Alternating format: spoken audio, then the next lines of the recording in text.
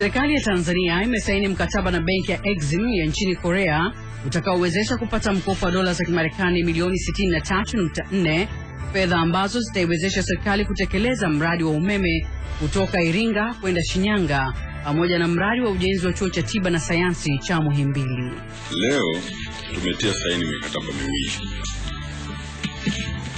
Mikataba hii miwili ina jumla ya dola milioni 63,416,000 au shilingi za Kitanzania 103.6 bilioni. Pesa hizi ni kwa ajili ya miradi miwili. Mradi mmoja wa umeme, kuunganisha umeme kati ya Iringa, Dodoma, Singida na Shinyanga. Na mradi mwingine ni awamu ya pili.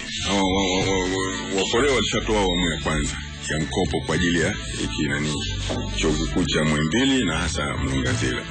Wanatoa awamu ya pili kwa ajili ya kuwekeza vifaa vya kisasa kwenye hospitali ya Muhimbili na hasa lile tawi litakalojengwa Mloganzila.